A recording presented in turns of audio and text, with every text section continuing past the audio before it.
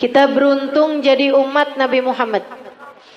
Nikmat jadi umat Nabi besar Muhammad sallallahu alaihi wa ala alihi wa sahbihi wasallam.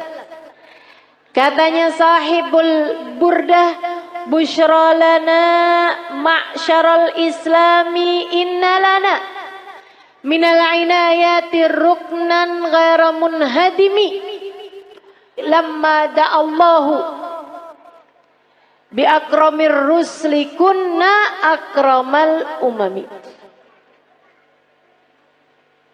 Lamma da'allahu li ta'atihi bi akramir rusli kunna akramal umami. Beruntung sekali kita jadi orang Islam, katanya Imam Al-Busiri. Kenapa gitu? Sebab kita sama Allah dikasih tiang yang gak akan pernah bisa roboh. Bu, tiang yang lain nih sekuat-kuatnya, kena gempa, kena tsunami, roboh bu. Tiang-tiang yang lain kena gempa tuh, kalau udah di atas sekian skala Richter itu jatuh ibu-ibu sekalian.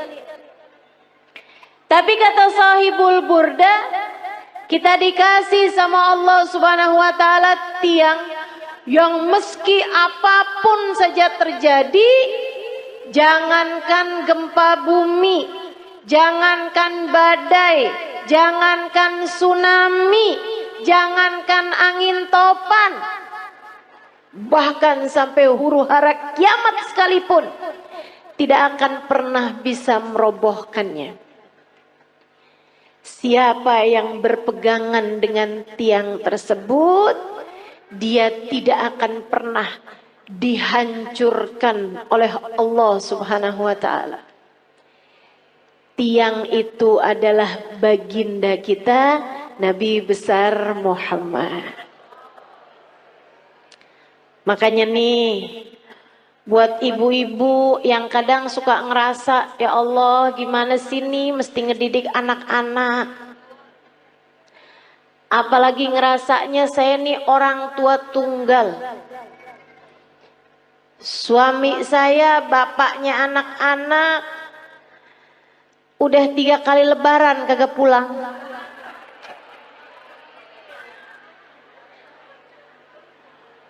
Ada lagi yang kami sudah berpisah di tengah jalan karena tidak ada kecocokan. Ada lagi yang memang ajal keburu mendatanginya, sehingga di masa Covid kemarin meninggal dunia, meninggalkan anak-anak yang menjadi yatim. Sekarang saya yang mesti membesarkan mereka seorang diri. Ibu-ibu saudariku sekalian, kamu sandaran aja, tapi sandarannya jangan sama yang lemah. Kalau kamu sekedar nyari suami lagi, gitu ya, sampai mengusahakan hidung kurang mancung dioperasi, kulit mulai keriput ditarik benang, biar cakepan bibir disulam. Saya jadi ngebayangin tuh muka apa kain, tarik benang, sulam. Udah jadi kayak kain bu, terlama-lama ada bordir nih.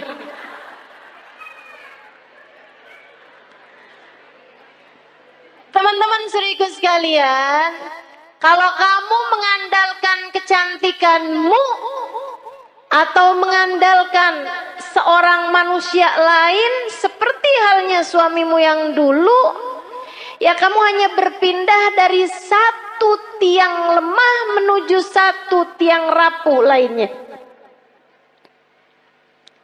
Nggak ada yang cukup buat dijadikan sandaran. Bu, untuk anak-anakmu pun juga begitu. Kalau kamu menyandarkan anak-anakmu kepadamu, kamu tidak akan cukup kuat untuk dijadikan sandaran. Sebab kamu pun juga lemah. Nggak berasa betapa sangat lemahnya dirimu itu. Kena sakit dikit udah nggak bisa ngapa-ngapain. Kena galau, bad mood, udah nggak bisa enak buat ngadepin anak-anakmu lagi.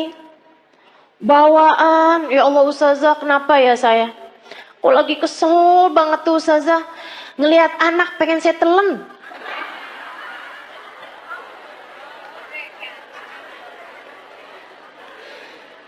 Teman-teman sekalian yang saya muliakan, karena kamu adalah tiang yang tidak cukup kuat untuk menjadi sandaran anak-anakmu. Kamu udah tahu tiangnya itu siapa? Tiangnya adalah Nabimu Muhammad. Para istri, jangan andalkan dirimu untuk kebahagiaan rumah tanggamu. Saya cantik, suami mana yang bisa berpaling dari saya? Oh, apa artinya kecantikanmu itu? Lagian Bu, waktunya tuh bentar banget yang namanya cakepnya dunia tuh. Betul nggak? Kena jerawat, udah nggak jadi cakep. Apalagi banyak nih anak-anak zaman sekarang nih. Dia bilang saya cantik karena turunan. Kok sekarang nggak cantik? Karena sekarang tanjakan.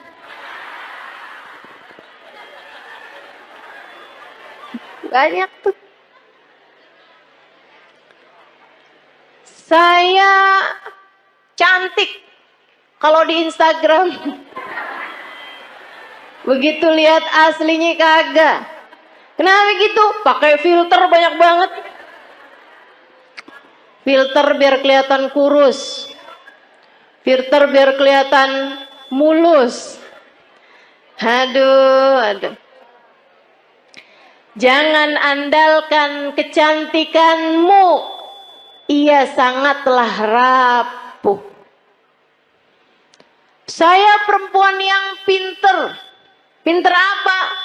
Pinter nyari duit. Maksudnya kamu kerja gitu? Enggak, di mana aja suami saya nyembunyiin, saya ketemu aja. Pinter nyari duit ya. Jangan andalkan kepandaianmu, teman-teman saudaraku sekalian. Ianya sangat lemah sekali. Rapuh banget. Rapuh. Nggak jadi apa-apa.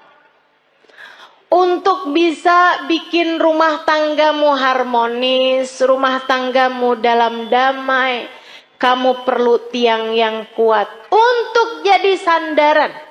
Sandaranmu dan sandaran suamimu juga. Untuk jadi orang tua, kamu perlu sandaran. Tidak cukup dirimu itu. Dirimu lemah, dirimu tak berdaya, dirimu rapuh. Teman-teman saya sekalian, kalian perlu tiang yang lebih kuat.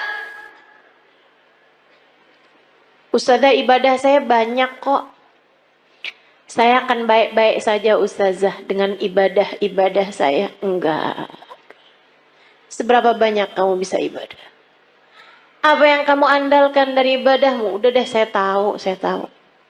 Modelannya yang kalau tahajud nguapnya lebih banyak daripada rakaatnya. Tahu saya. Model-modelan beginian nih. Kok Ustazah tahu? Ya nggak beda sama saya. Sama-sama lemah, sama-sama sedikit, teman-teman. Udahlah sedikit gitu, enggak aman dari riya, enggak aman dari ujub, enggak aman dari sum'ah. Seneng bener ibadahnya dipasang di status. Hari Senin, nikmatnya buka puasa bersama My Hubbi.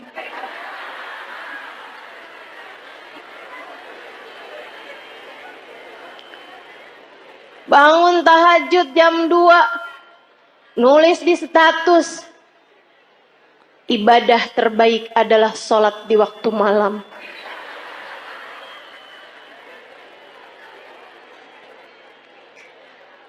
Apa gitu? Segitunya mau ngandelin ibadah. Ibadahnya diterima apa enggak sama Allah aja nggak tahu nih kita nih. Nggak kena, nggak cukup teman-teman saya sekalian, nggak cukup. Baru tahajud berapa malam doang, kalau pagi-pagi kelihatan lemes banget. Tanyain sama suaminya, kok kamu belakangan lemes mulu sih? Ya ampun bang, nggak tahu apa bang. Dari jam 2 nih bang, sampai subuh. Masya Allah. Teman-teman sekalian yang saya muliakan, nggak bisa, nggak cukup ngandelin ibadah, nggak cukup. Ibadah kita nggak seberapa. Andalan kita nih cuman satu. Kita punya tiang bernama Nabi Muhammad. Cukup tuh dijadiin andalan. Gimana nggak cukup? Yang pegang kunci surga. Gimana nggak cukup? Pejabat tertinggi di akhirat. Gimana nggak cukup? Emang iya Ustazah? Lah kamu belum tahu. Teman-teman sekalian, dengarkan sabda Nabi Muhammad dalam Bukhari. Katanya Nabi Muhammad, Ana sayyid walad Adam wala fakhr. Aku adalah pemimpin seluruh umat manusia. Dan aku tak berbangga atas hal tersebut. Nabi bilang saya jadiin sama Allah dipilih jadi pemimpin seluruh umat manusia. Rajanya semua umat manusia. Kapan? Ntar di akhirat teman-teman. Ntar di akhirat. Adam wa man dunahu tahta liwa'i yaumal qiyamah. Nabi Adam dan nabi-nabi yang sesudahnya hanya akan berada di belakang bendera Nabi Muhammad sallallahu alaihi wasallam. Nanti di akhirat tuh orang mengukur kemuliaan mereka dengan seberapa dekat tempat mereka dari Nabi Muhammad. Orang tuh tahu nilainya di hadapan Allah seberapa. Rankingnya di hadapan Allah tuh seberapa, rapotnya tuh seberapa, itu lihatnya dari seberapa jaraknya dari Nabi besar Muhammad. Al-kul yatamanna an yashum turaba. Di akhirat nanti orang berharap kepengen bisa nyium tanah yang habis diinjak sama Nabi Muhammad. Teman-teman saya sekalian, pejabat tertinggi akhirat Nabi besar Muhammad sallallahu alaihi wasallam. Orang kan kalau orang soleh itu para wali. Di atasnya para wali, para nabi. Di atasnya para nabi, para rasul. Di atasnya para rasul. Rasul yang nama mereka disebut dalam Al-Quran. Ada 25 Rasul. Di antara mereka Ulul Azmi. 5 sahabat besar. 5 para Rasul terbesar. Nabi Ibrahim, Nabi Nuh, Nabi Musa, Nabi Isa. Itu semuanya adanya di belakang benderanya Nabi Muhammad. Nabi Muhammad pimpinan dari semuanya teman-teman sekalian. Gimana nggak cukup kamu jadiin andalan? Orang kalau tinggal nih di Indonesia nih, terus dia itu deket sama presiden, urusan-urusan jadi gampang, betul? Sekalian saya muliakan. Nah saya kasih tahu, pejabat paling tinggi di akhirat itu adalah Nabi Muhammad. Maka gampang banget. Pengen selamat gampang. Pengen bahagia gampang. Pengen mulia gampang. Yang dekat sama Nabi Muhammad. Pengen selamat gampang. Sandaran teman-teman sekalian, pengen rileks gampang, sandaran. Tapi yang kamu sandarin harus yang kuat, yaitu Nabi besar Muhammad. Allah telah memilihnya untuk menjadi seseorang yang cukup bagi setiap orang-orang yang beriman. Nabi itu sama Allah. Di akhirat nanti Allah bikin. Miftahul jannah biyadi wala fakhr. Kata Nabi nih. Tar di akhirat kunci surga saya yang pegang. Nabi yang pegang kunci surga. Makanya gak ada ceritanya orang bisa masuk surga sebelum Nabi Muhammad. Palingan bisa ngantri. Ngantri depan pintu surga. Tapi yang ngebuka surga tetap Nabi besar Muhammad sallallahu alaihi wasallam. Nabi buka pintu surga. Tapi Nabi habis itu bilang kayak begini. Wala fakhr, kata Nabi. Tapi saya nggak bangga. Saya jadi pemimpin seluruh umat manusia. Saya nggak bangga. Kunci surga saya yang pegang. Saya nggak bangga. Terus apa sih yang bisa bikin bangga Nabi Muhammad? Apa sih yang bisa bikin Nabi Muhammad tuh hatinya jadi lega, seneng gitu? Geret ainu, hatinya jadi lega, hatinya jadi tentram, hatinya jadi damai, hatinya jadi bangga, besar hati. Adakah hal yang bisa membuat Nabi Muhammad berlega hati, berlapang hati, berbangga hati? Ada, teman-teman. Apa itu? Dengerin. Tanakahu takthuru fa inni mubahin bikumul umam yaumal qiyamah. Nabi Muhammad bilang, tanakahu, pada nikah lagi kalian umat saya. Biar kenapa Rasul? Takthuru, biar kalian jadi banyak. Orang nikah suami atu, bini atu. Anak lahir 6. Apalagi orang zaman dulu ya, 13. Jadi sekalian, tanakahu kata Nabi, pada nikahlah kalian. Takthuru, biar kalian jadi banyak. Emang kenapa Rasul? Fa ini mubahin bikumul umam yaumal qiyamah.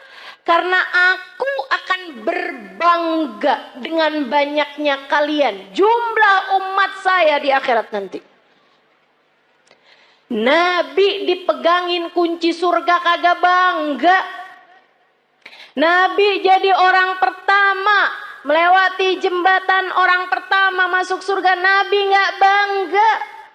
Nabi dijadikan pejabat tertinggi di akhirat, pemimpin seluruh umat manusia.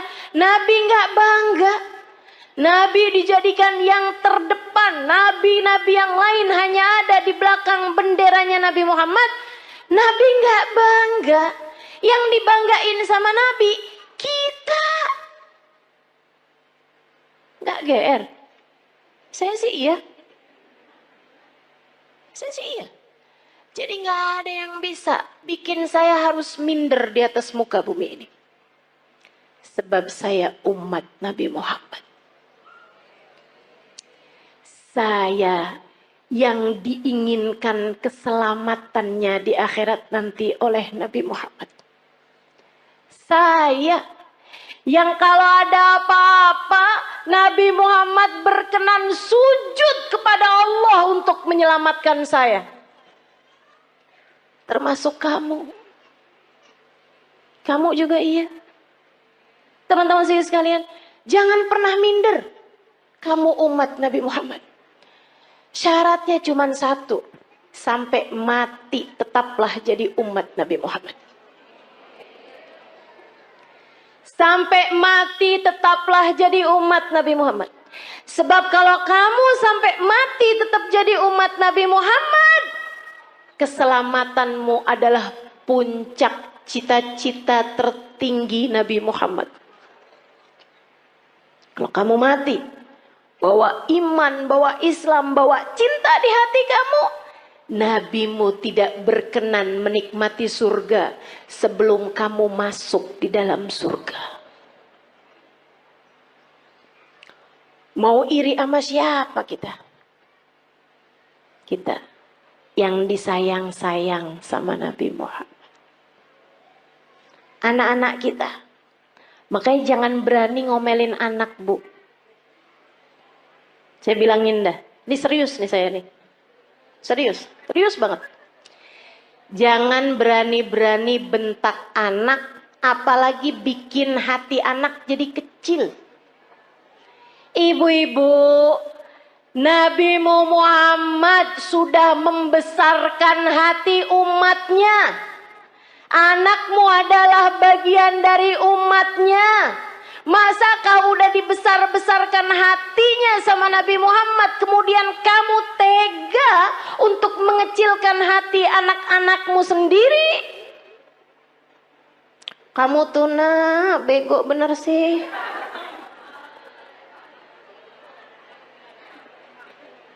Orang-orang tuh rapotnya pada hitam semua.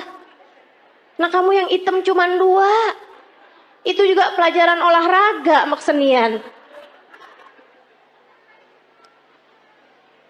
Ya ampun nak, mamah malu punya anak kayak kamu. Hati-hati. Nabi Muhammad tidak malu memiliki kita sebagai umatnya. Nabi Muhammad tidak malu memiliki anak-anakmu sebagai umatnya. Masakah kamu malu memiliki anak-anakmu sebagai anak-anakmu? Teman-teman saudariku sekalian yang saya muliakan, gedein hatinya. Kalau dia lagi sedih, bilangin, nak jangan sedih. Kamu umat Nabi Muhammad. Tapi guru tuh gak sayang sama saya. Gak apa-apa nak, Nabi Muhammad sayang sama kamu. Si temen saya tuh gak sayang sama saya tuh. Dia tuh tadi mukul saya, gak apa-apa nak, gak apa-apa. Sama orang mah gak apa-apa. Tapi kamu harus tahu nak, kamu sebegitu disayang sama Nabi Muhammad. Datang seorang anak mas saya, dia cerita. Belasan tahun. Dia bilang, Ustazah, saya baru tahu Ustazah. Ternyata saya ini adalah anak yang tidak diinginkan oleh orang tua saya. Saya bilang, maksud kamu gimana? Jadi di saat orang tua saya itu menikah, Ustazah, ibu saya itu sudah hamil saya beberapa bulan. Jadi saya dikawin, orang tua saya kawin dari hari kelahiran, hari nikah sampai kelahiran itu cuma 7 bulan Ustazah. Karena ibu saya udah terlanjur hamil duluan. Saya baru tahunya Ustazah beberapa waktu yang lama ini. Baru-baru ini aja. Dia bilang, saya sedih Ustazah, sedih banget. Tiap malam saya nangis Ustazah. Ya Allah, orang tua saya tidak menginginkan saya lahir. Saya bilang, mereka memperlakukan kamu dengan galak, suka mukul. Enggak Ustazah. Saya bilang, nak, kamu tiap malam kalau tahajud atau kalau kebangun, kamu bilang, ya Allah, saya lahir tidak diinginkan oleh orang tua saya. Akan tetapi yang saya tahu, saya tidak akan ada di atas muka bumi ini tanpa izinmu, tanpa kehendakmu, tanpa maumu. Maka ya Allah, ya Allah, ya Allah, meski sesiapapun tidak menginginkan keberadaanku, Engkau ya Allah jangan pernah meninggalkan aku. Mulai netes air matanya satu-satu. Terus saya bilang lagi, terus kamu baca sholawat sama Nabi Muhammad. Habis itu kamu bilang, ya Rasulullah, kabarnya engkau sangat sayang kepada umatmu. Orang tua saya tidak seberapa sayang sama saya. Mereka bahkan tidak mengharapkan kehadiran saya dalam kehidupan mereka. Akan tetapi yang saya dengar, engkau sangat menyayangi kami sebagai umatmu. Ya Rasulullah, sayangilah saya di saat yang lain tidak menyayangi saya. Dan Nabi itu nggak pernah nggak cukup buat siapapun. Nabi tidak pernah tidak cukup untuk siapapun. Cukup. Cukup. Kamu kalau merasa sedih, merasa galau, merasa cemburu, merasa nggak disayang, merasa nggak dicinta, pasti karena kamu lupa sama Nabi Muhammad. Tapi begitu kamu ingat sama Nabi Muhammad, ya Rasulullah, makasih. Saya umatmu wahai Rasul. Saya umatmu wahai Rasul. Meski siapapun berpaling dariku, aku berharap engkau tidak akan pernah meninggalkanku. Gitu. Yang dekat sama Nabi Muhammad. Hadiah terindah yang Allah berikan dalam kehidupan kita, teman-teman. A'udzu billahi minasyaitonir rajim. Laqad manallahu 'alal mu'minin id ba'atha fihim rasulan yatlu 'alaihim ayatihi wa yuzakkihim wa yu'allimuhumul kitaba wal hikmah wa in kanu min qablu lafi dhalalim mubin.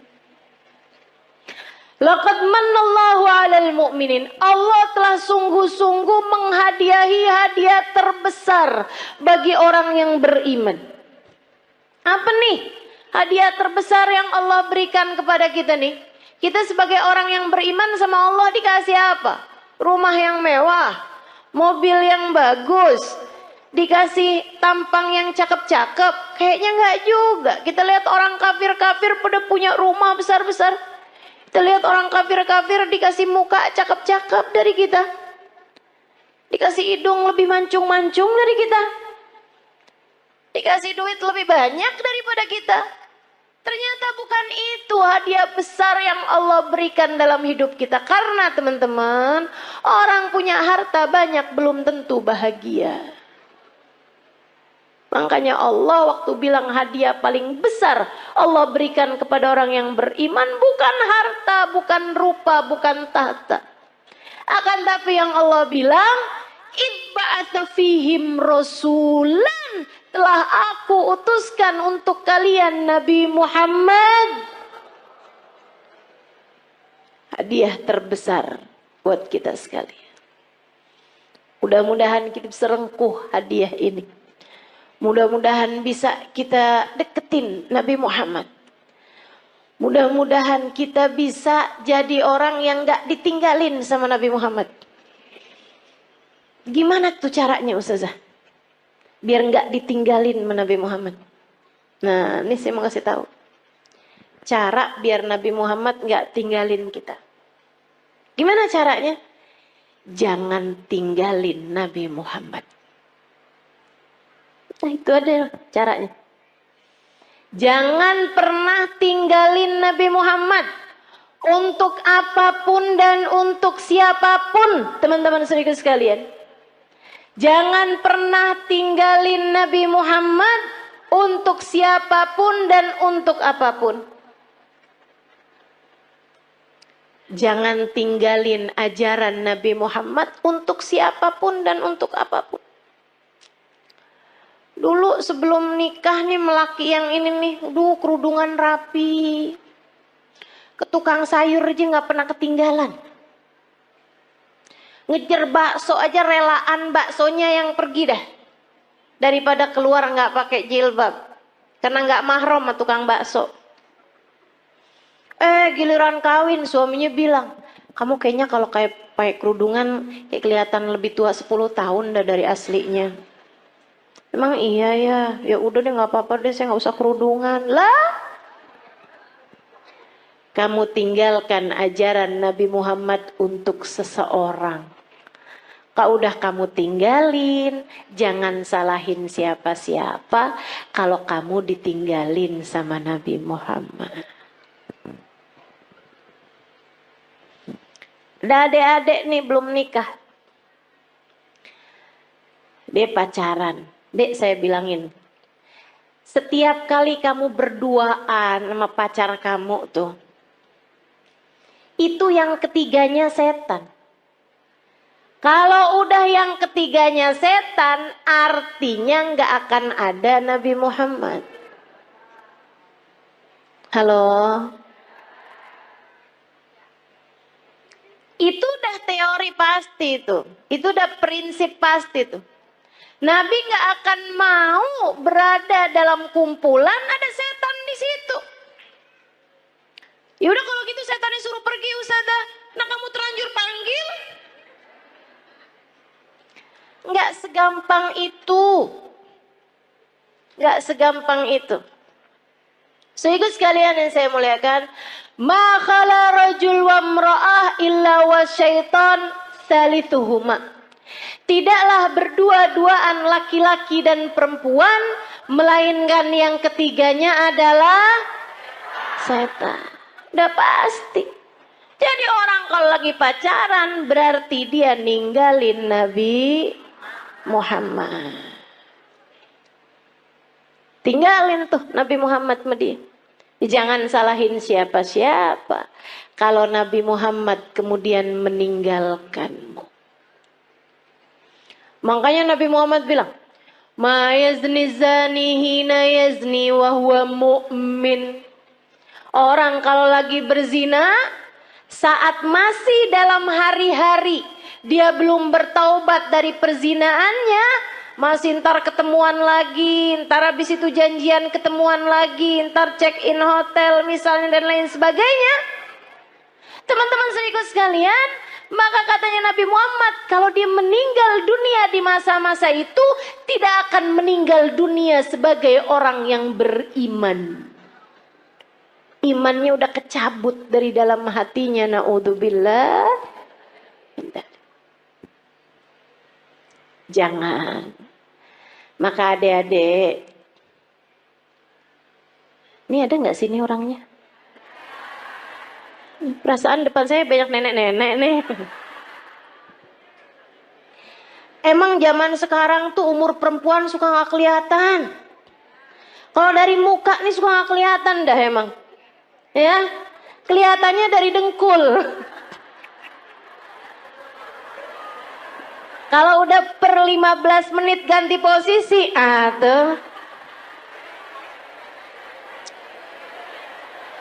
Kalau udah yang mau berdiri perlu bantuan atau ada stylenya dulu gitu, ada gayanya pakai miring kanan, miring kiri, tuh. Tahuan umurnya.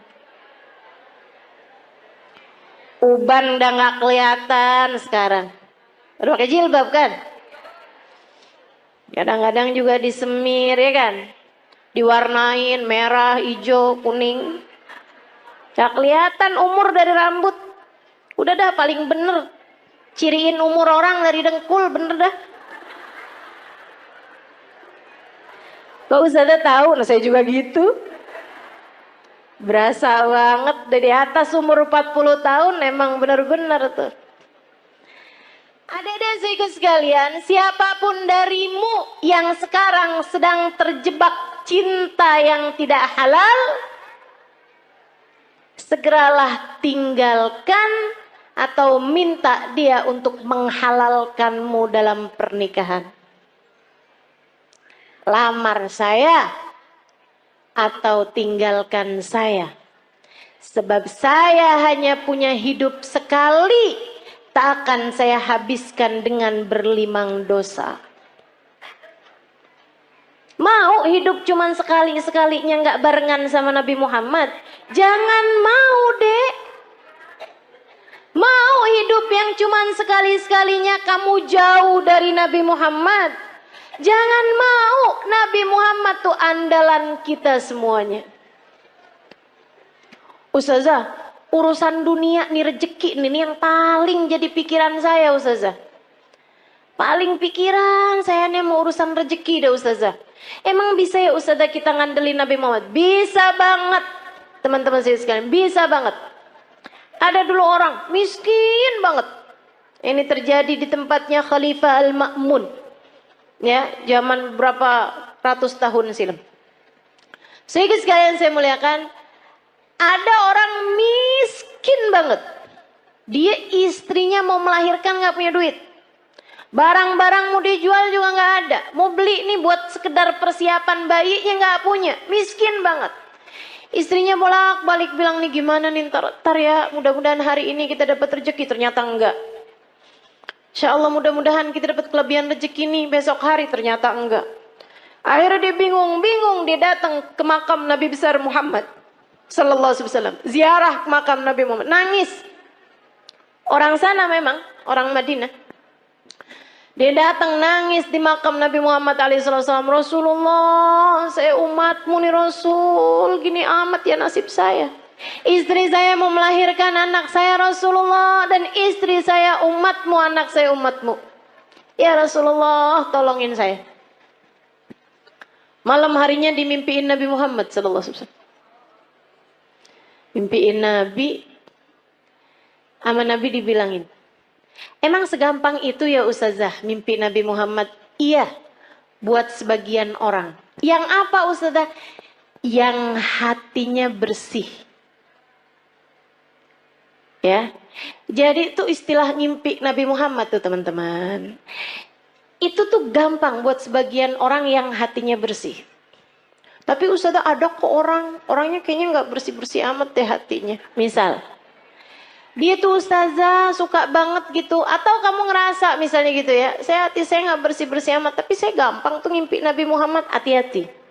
Hati-hati. Ustazah kan katanya setan gak bisa nyerupai Nabi. Betul. Setan gak bisa nyerupai Nabi. Tapi kamu emang pernah lihat Nabi? Kan gak? Betul gak? Ini kayak ada orang gak pernah lihat saya. Terus dia bilang saya ngimpi ustazah tadi malam. Tahu dari mana kalau itu saya? Kan begitu? Deh. Tapi ustazah bukannya setan nggak bisa nyerupai Nabi. Setan nggak bisa nyerupai Nabi, tapi ngaku-ngaku jadi Nabi, dia mah paling pinter. Jadi setan bisa aja tuh, saya adalah Nabi Muhammad. Saya perintahkan kamu buat marahin suami kamu, buat cewer anak kamu. Tuh, udah nggak mungkin itu Nabi Muhammad. Hati-hati.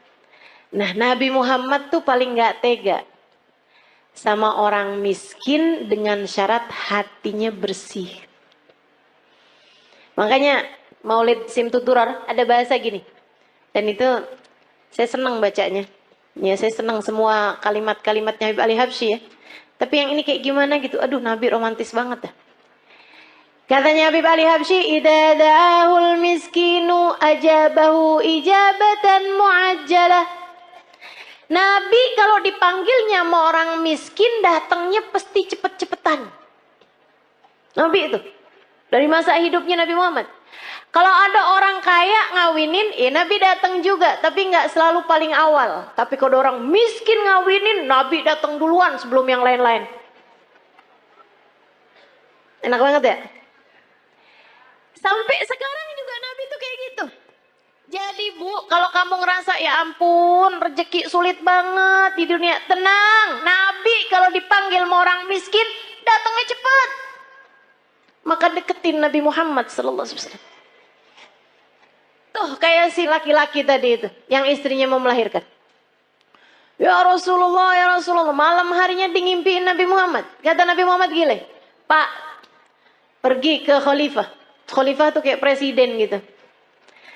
Bilang sama dia, Nabi kirim salam, sampaikan padanya, buat ngasih sama kamu uang, anggaplah ya, 100 dinar. Itu kayak semacam 50 juta gitu. Misal aja ya, misal.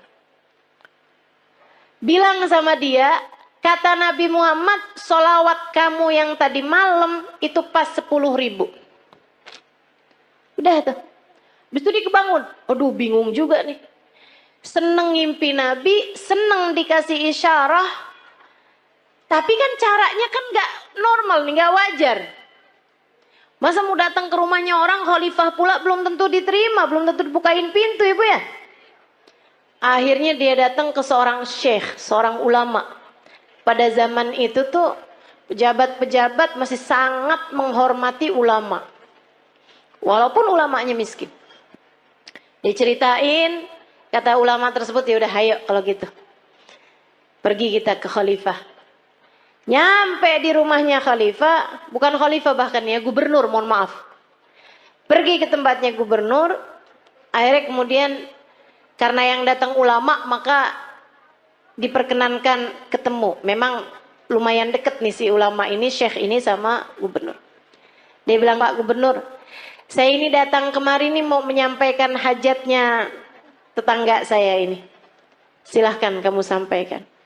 Dia bilang, iya Tuhan, mohon maaf, saya tadi malam ngimpi Nabi Muhammad. Nabi Muhammad kirim salam kepadamu. Oh.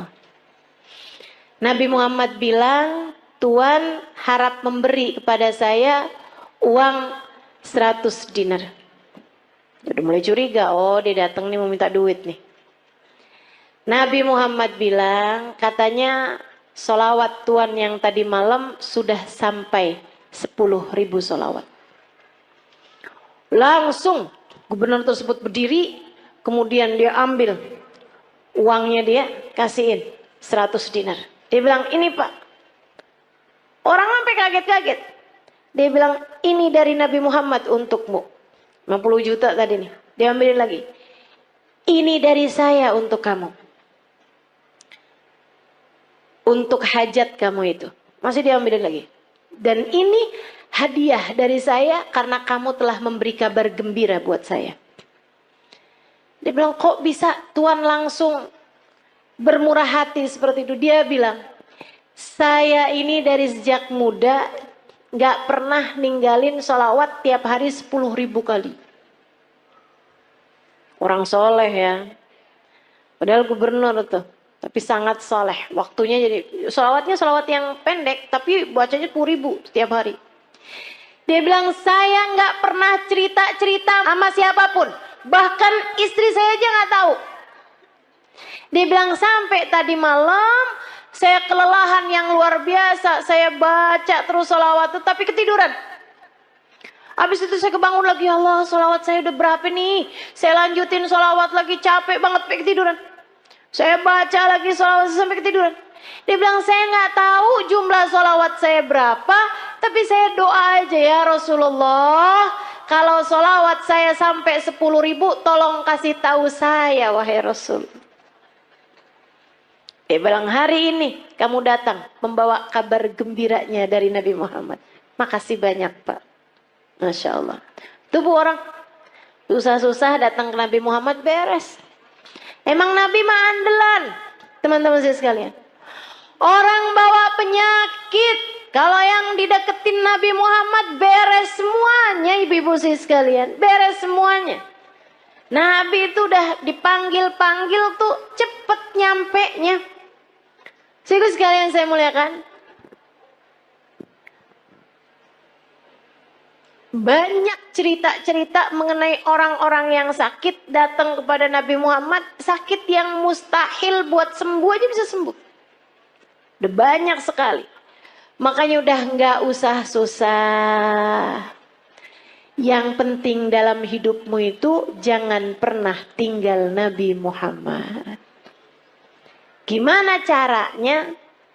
3 aja dah gampang. Sholawatan yang banyak, yang taat sama Nabi Muhammad. Gitu kan ya? Sholawatan yang banyak, yang taat sama jalan Islam, dan yang ketiga, yang cinta sama Nabi Muhammad. Yang cinta sama Nabi. Cinta tuh gimana caranya Ustazah? Cinta itu kan gak bisa diusahakan, siapa bilang? Cinta itu bisa banget diusahakan. Caranya gimana? Gampang teman-teman. Cinta itu bisanya ditularkan. Jadi kalau kamu pengen punya hati, punya cinta sama Nabi Muhammad, selalulah, sering-seringlah duduk-duduk bersama dengan para pecinta di majelis-majelis maulid seperti ini. Ama yang berikutnya, sering-seringlah mendengar kajian. Baik kamu hadir secara langsung ataupun di rumah, live streaming. Yang senang baca tuh banyak kitab-kitab, buku-buku menceritakan tentang Nabi Muhammad. Asal ditulis dari orang yang punya cinta kepada Nabi Muhammad, pasti akan bertambah kecintaanmu kepadanya. Jangan tinggalin Nabi Muhammad. Nabi Muhammad akan cukup untukmu, teman-teman. Untuk setiap kesedihanmu di dunia, cukup Nabi Muhammad sallallahu alaihi wasallam. Nanti itu gampang banget hilang sedihnya kalau kamu dekat sama Nabi besar Muhammad. Untuk semua kesusahan-kesusahan hidupmu, gampang teman-teman mau hilangnya. Andelin saja Nabi besar Muhammad. Pengen apa aja gampang. Udah deh. Katanya Sayyid Muhammad bin Alwi bin Abbas Al-Maliki, nggak ada perkara nggak bisa diselesaikan sama solawat kepada Nabi Muhammad. Itu baru kena solawatnya. Belum lagi kalau solawat ditambah taat, ditambah cinta. Beres semua urusan. Nggak cuman urusan dunia, tapi urusan akhirat semuanya bakalan beres. Jadi buat para istri yang saat ini merasa suami saya sepertinya nggak sayang sama saya kasih tahu Bu, caranya. Suami saya nih sekarang hatinya sedang bercabang. Dia lagi buka cabang di hatinya. Tenang teman-teman sekalian, saya kasih tahu caranya. Kamu jangan pergi ke mbah dukun. Cinta ditolak. Nggak usah. Susah hati kamu nanti. Rusak kotor hati kamu nanti. Jangan juga kamu cari tahu perempuan itu. Kamu nyusahin diri kalau kayak gitu. Kamu labrak tuh perempuan. Kamu liatin dia cakep apa kagak. Kalau dia jelek, kamu pikir suamimu sudah diguna-guna. Kalau dia cantik, kamunya yang pergi ke operasi plastik. Nggak gitu caranya. Terus caranya gimana Ustazah? Mulailah perbanyak sholawatmu pada Nabi Muhammad. Ini bukan berarti yang nggak punya masalah nggak usah sholawatan ya. Nggak gitu. Tapi saya kasih tahu aja. Kalau kamu merasa sedang dalam masa-masa seperti ini, teman-teman saya sekalian, mulailah banyakin sholawatmu kepada Nabi Muhammad. Sholawat apa Ustaz? Apa aja yang kamu bisa. Semua sholawat itu sama. Tukfahamuk tukfardambuk, kata Nabi Muhammad. Kamu kalau banyak bacanya, tukfahamuk, hilang semua susahmu. Tukfardambuk, terampuni seluruh dosa-dosamu. Banyakin sholawat. Nanti kalau malam kamu bangun tahajud, habis selesai tahajud kamu angkat tangan. Ya Rasulullah, suami saya berpaling hati dari saya. Akan tetapi engkau wahai Rasul adalah nabiku. Jangan pernah memalingkan hatimu dariku. Akuilah aku sebagai umatmu. Jangan tinggalkan aku wahai Rasulullah, meski sesiapapun meninggalkanku. Gitu. Kamu doa. Dia apa? Tapi habis sholawatan kamu banyak. Nanti kamu liatin aja. Akan ada solusi yang baik sesudahnya. Tungguin. Emang yang namanya musibah kan ya Bu ya, ujian tuh kan ada waktunya Bu. Emang ada waktunya tuh Allah ngasih tuh ujian tuh. Jadi kamu tenang aja gitu. Tenang aja, liatin aja. Ntar tuh ada saatnya Dimana kalau dia baik untukmu, dia yang akan datang kepadamu kembali. Yang penting kamu tetap jaga adab, tetap jaga akhlak. Jangan terus jadi jual mahal. Ya kan? Jangan terus jadi gak sopan sama suamimu. Jangan teman-teman, jangan. Sebab bagaimanapun Nabi Muhammad kasih tahu kita, suami adalah surga. Kunci surga kita nih, istri nih dipegang sama suami yang baik-baik. Kalau misalnya dia nggak baik sama kita, takutnya kunci surga kita dia telan. Repot tar, dari mana nyarinya?